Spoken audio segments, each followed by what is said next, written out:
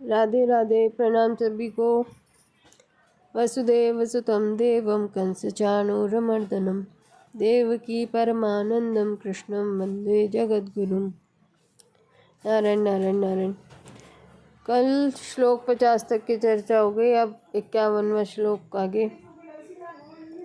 अब पीछे के श्लोकों को पुष्ट करने के लिए भगवान आगे के श्लोक में उदाहरण देते हैं।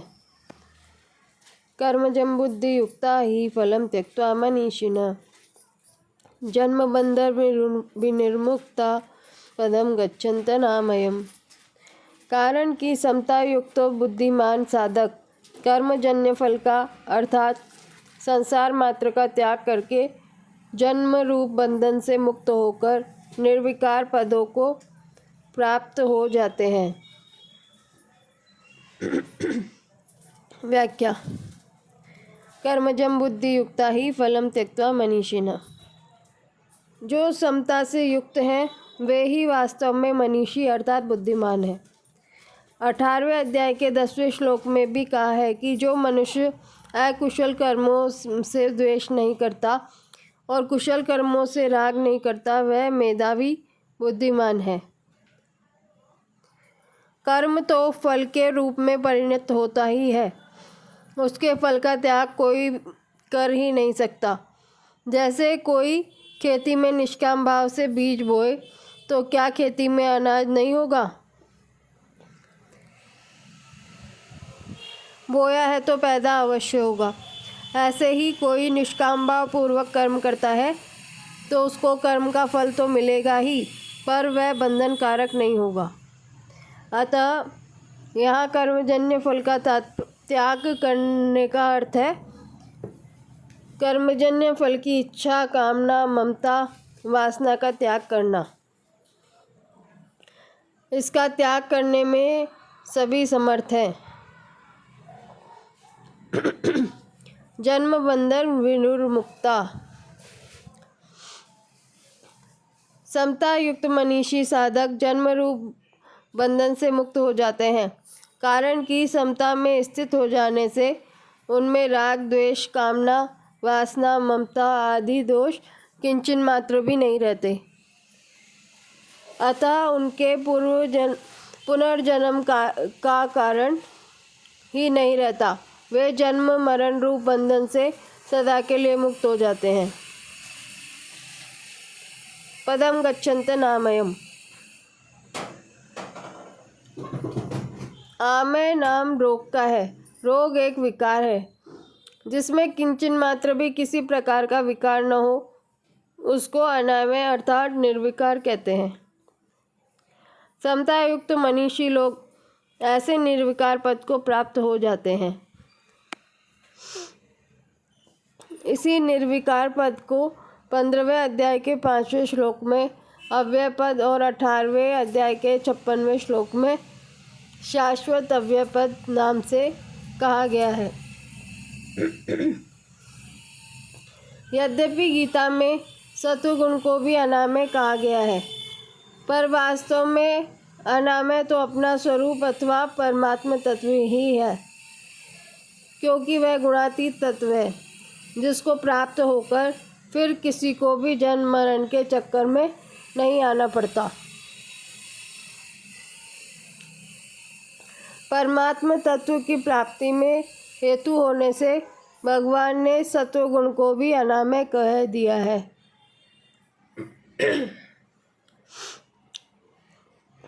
अनामय पद को प्राप्त होना क्या है?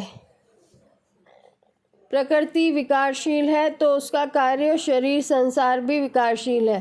स्वयं निर्विकार होते हुए भी जब वह विकारी शरीर के साथ तादात्म्य कर लेता है तब वह अपने को भी विकारी मान लेता है। परंतु जब यह शरीर के साथ माने हुए संबंध का त्याग कर देता है तब इसको अपने सह निर्विकार स्वरूप का अनुभव हो जाता है।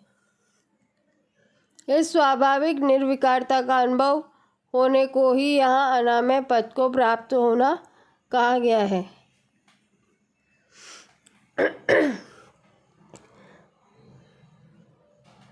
इस श्लोक में बुद्धि युक्ता और मनीषिणा पद में बहुवचन देने का तात्पर्य है कि जो भी समता में स्थित हो जाते हैं वे सब के सब अनामय पद को प्राप्त हो जाते हैं, मुक्त हो जाते हैं।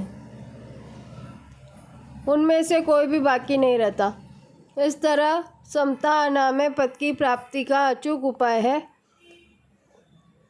इससे यह नियम सिद्ध होता है कि जब उत्पत्ति विनाशील पदार्थों के साथ संबंध नहीं रहता तो स्वतः सिद्ध निर्विकारता का अनुभव हो जाता है।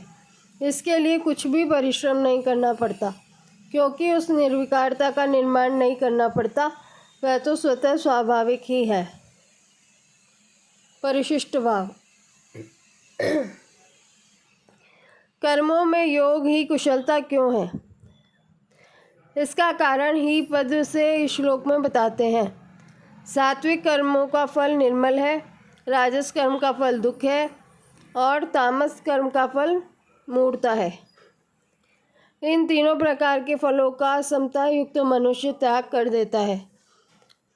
कर्मजन्य फल के त्याग के दो अर्थ हैं, फल की इच्छा का त्याग करना और कर्मों के फलस्वरूप अनुकूल प्रतिकूल परिस्थिति प्राप्त होने पर सुखी दुखी न होना।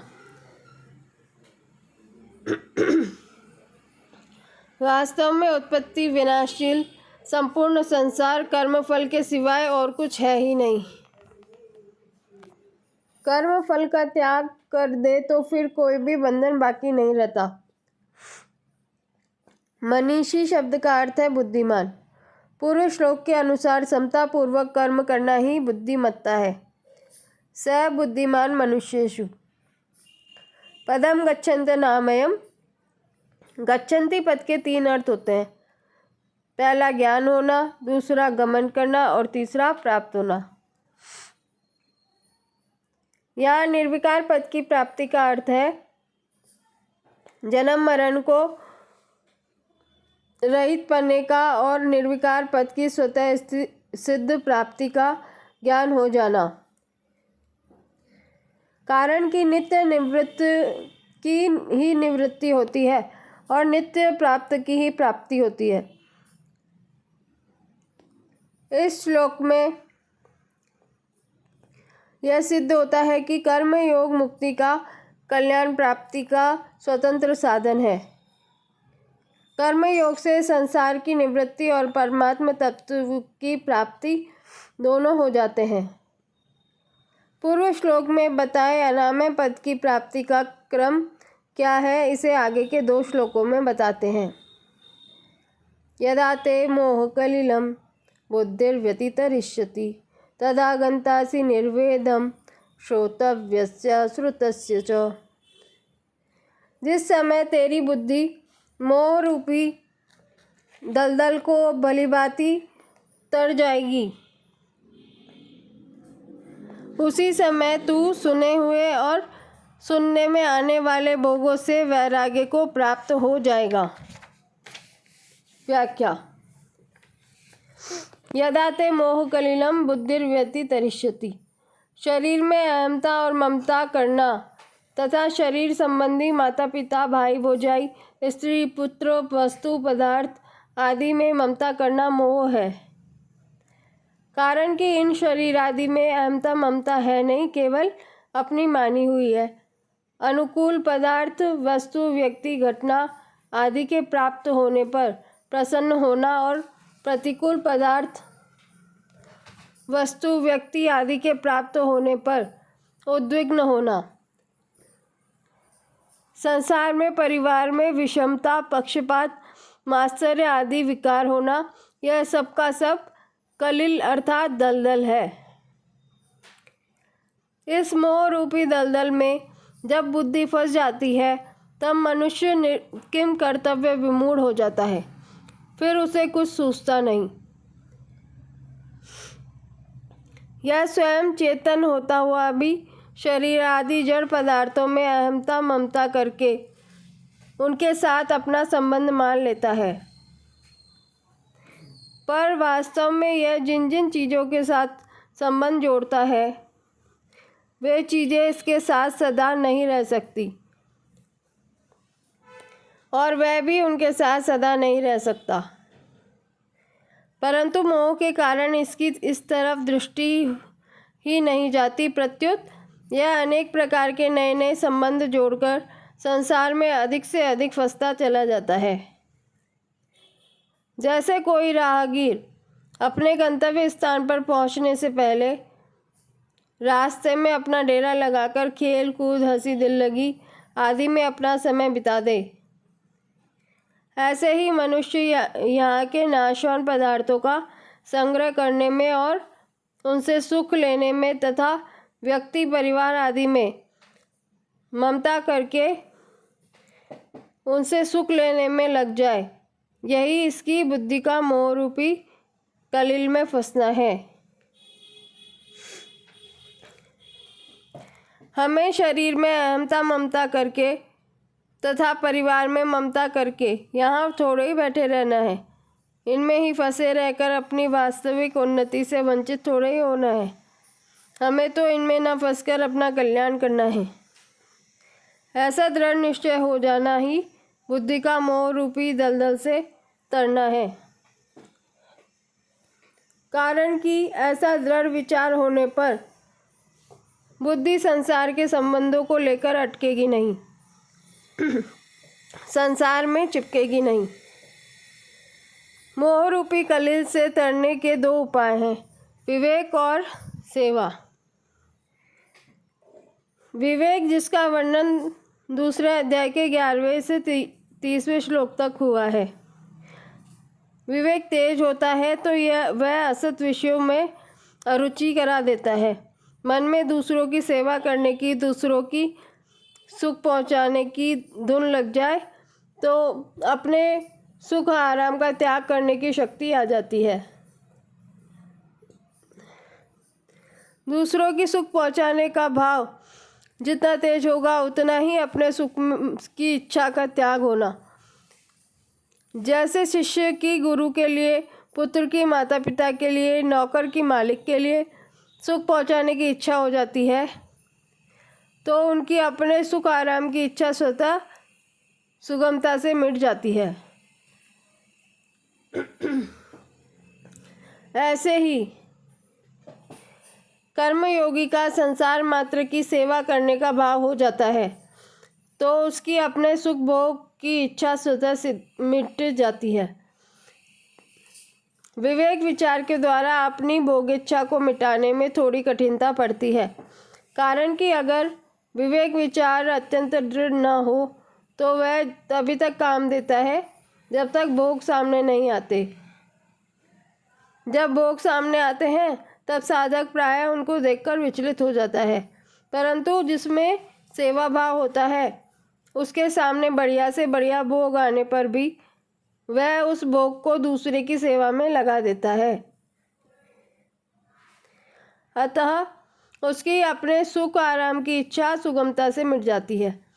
इसलिए भगवान ने सांख्य योग की अपेक्षा कर्म योग को श्रेष्ठ, सुगम एवं जल्दी सिद्धि देने वाला बताया है।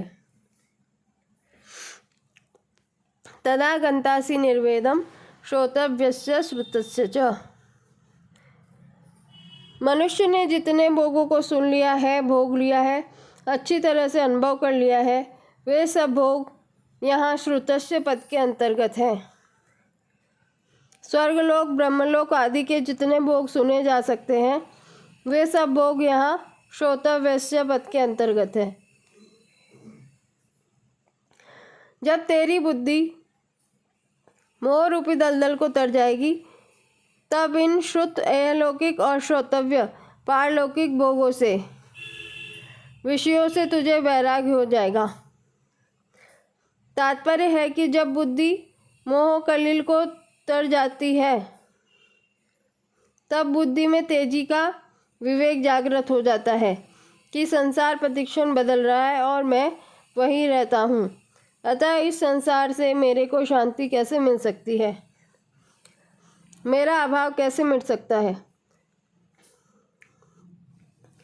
तब श्रुत और श्रोतव्य जितने विषय हैं उन सबसे स्वतः वैराग्य हो जाता है। यहाँ भगवान को श्रुत के स्थान पर भुक्त और श्रोतव्य के स्थान पर भोक्तव्य कहना चाहिए था, परंतु ऐसा न कहने का तात्पर्य है कि संसार में जो परोक्ष अपरोक्ष विषयों का आकर्षण होता है वह सुनने से ही होता है। अतः इनमें सुनना ही मुख्य है। संसार में विषयों से छूटने के लिए जहाँ ज्ञान मार्ग और भक्ति मार्ग का वर्णन किया है वहाँ भी श्रवण को मुख्य बताया गया है। तात्पर्य है कि संसार में और परमात्मा में लगने में सुनना ही मुख्य है। यहाँ तदा यदा और तदा कहने का तात्पर्य है कि इन श्रुत और श्रोतव्य विषयों से इतने वर्षों में, इतने महीनों में और इतने दिनों में वैराग्य होगा, ऐसा कोई नियम नहीं है। प्रत्युत जिस क्षण बुद्धि मोह कलिल को तर जाएगी उसी क्षण श्रुत और श्रोतव्य विषयों से भोगों से वैराग्य हो जाएगा। इसमें कोई देरी का काम नहीं है। श्रुति भी प्रतिपन्ना ते यदा स्थास्यति निश्चला समाधावचला बुद्धिस्तदा योगमवाप्स्यसि। जिस काल में शास्त्रीय मतभेदों से विचलित हुई तेरी बुद्धि निश्चल हो जाएगी और परमात्मा में अचल हो जाएगी, उस काल में तू योग को प्राप्त हो जाएगा। व्याख्या। लौकिक मोह रूपी दलदल को तरने पर नाना प्रकार के शास्त्रीय मतभेदों को लेकर जो मोह होता है उसको तरने के लिए भगवान इस श्लोक में प्रेरणा देते हैं। श्रुति भी प्रतिपन्नाते तदा योगम अवाप्स्यसि। अर्जुन के मन में यह श्रुति विप्रतिपत्ति है कि अपने गुरुजनों का, अपने कुटुंब का नाश करना भी उचित नहीं है और अपने शास्त्र धर्म युद्ध करने का त्याग करना भी उचित नहीं है। एक तरफ तो कुटुंब की रक्षा हो और एक तरफ शास्त्र धर्म की रक्षा हो। इसमें अगर कुटुंब की रक्षा करे तो युद्ध नहीं होगा और युद्ध करे तो कुटुंब की रक्षा नहीं होगी। इन दोनों बातों में अर्जुन की श्रुति विप्रतिपत्ति है जिससे उनकी बुद्धि विचलित हो रही है। अतः भगवान शास्त्रीय मतभेदों में बुद्धि को निश्चल और परमात्मा प्राप्ति के विषय में बुद्धि को अचल करने की प्रेरणा करते हैं। पहले तो साधक में इस बात को लेकर संदेह होता है कि सांसारिक व्यवहार को ठीक किया जाए या परमात्मा की प्राप्ति की जाए। फिर उसका ऐसा निर्णय होता है कि मुझे तो केवल संसार की सेवा करनी है और संसार से लेना कुछ नहीं है। ऐसा निर्णय होते ही साधक को भोगों से उपरति होने लगती है, वैराग्य होने लगता है। ऐसा होने के बाद जब साधक परमात्मा तत्व की तरफ चलता है तब उसके सामने साध्य और साधन विषयक तरह तरह के शास्त्रीय मतभेद आते हैं। इससे मेरे को किसी साध्य को स्वीकार करना चाहिए और किस साधन पद्धति से चलना चाहिए, इसका निर्णय करना बड़ा कठिन हो जाता है। परंतु जब साधक सत्संग के द्वारा अपनी रुचि, श्रद्धा, विश्वास और योग्यता का निर्णय कर लेता है अथवा निर्णय न हो सकने की दशा में भगवान के शरण होकर उनको पुकारता है तो भगवत कृपा से उसकी बुद्धि निश्चल हो जाती है। दूसरी बात, संपूर्ण शास्त्र संप्रदाय आदि में जीव, संसार और परमात्मा इन तीनों का ही अलग अलग रूपों से वर्णन किया गया है। इसमें विचार पूर्वक देखा जाए तो जीव का स्वरूप चाहे जैसा हो पर जीव मैं हूँ, इससे सब एक मत है। और संसार का स्वरूप चाहे जैसा हो यह संसार को छोड़ना है, इसमें सब एक मत है। और परमात्मा स्वरूप चाहे जैसा हो पर उसको प्राप्त करना है, इसमें सब एकमत हो, ऐसा निर्णय कर लेने पर साधक की बुद्धि निश्चल हो जाती है।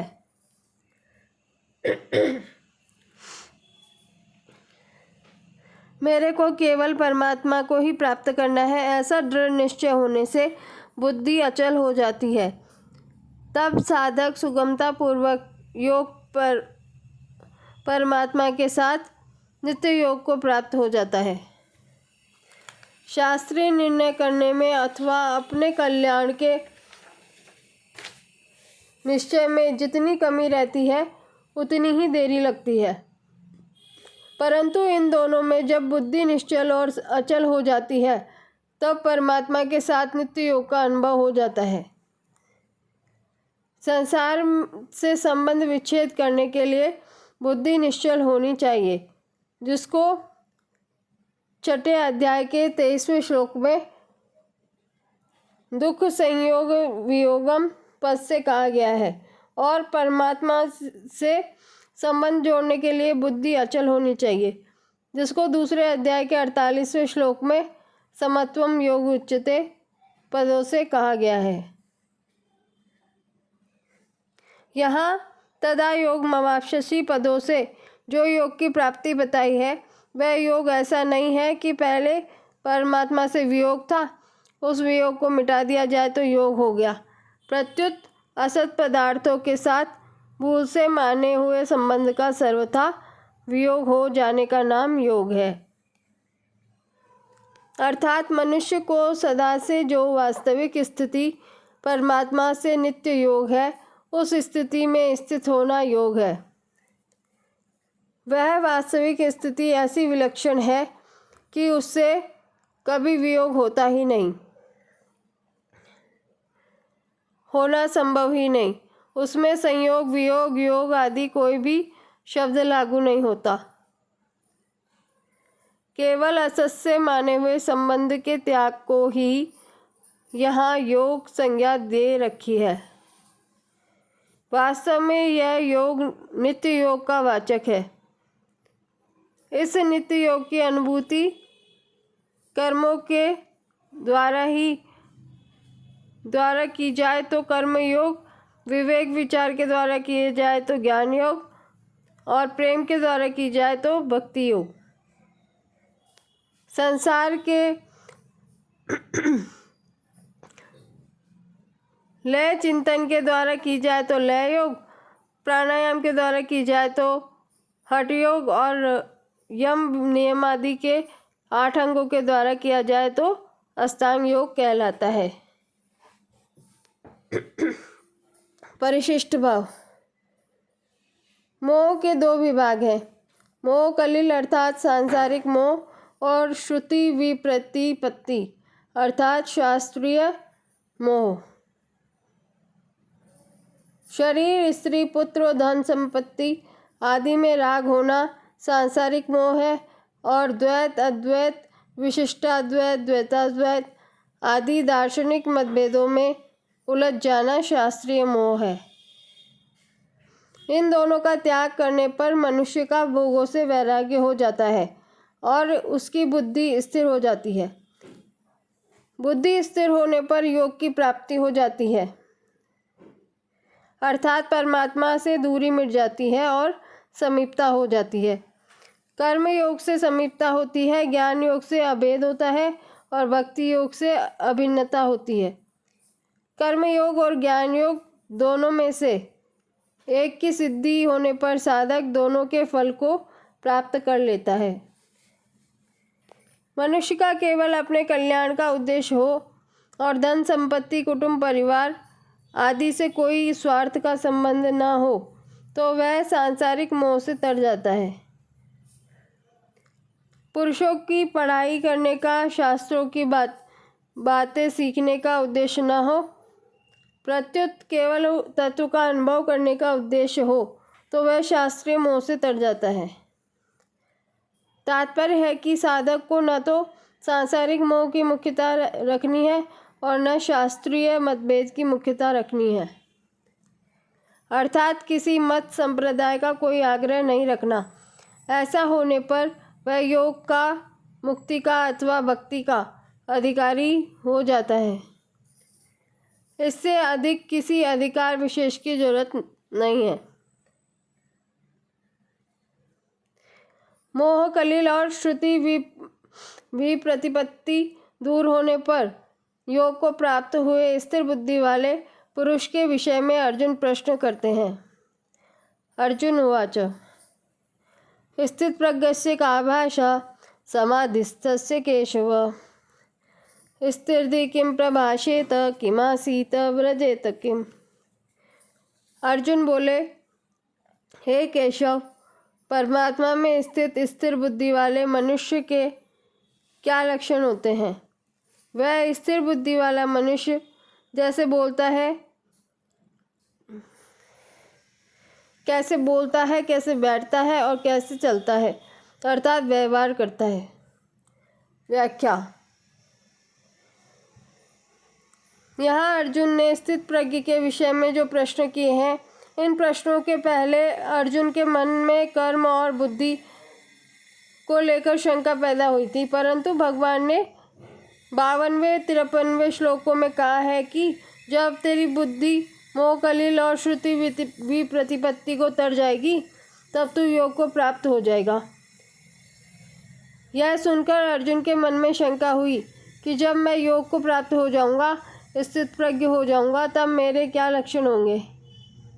अतः अर्जुन ने इस अपनी व्यक्तिगत शंका को पहले पूछ लिया और कर्म तथा बुद्धि को लेकर, अर्थात सिद्धांत को लेकर जो दूसरी शंका थी, उसको अर्जुन ने स्थित प्रज्ञ के लक्षणों का वर्णन होने के बाद पूछ लिया।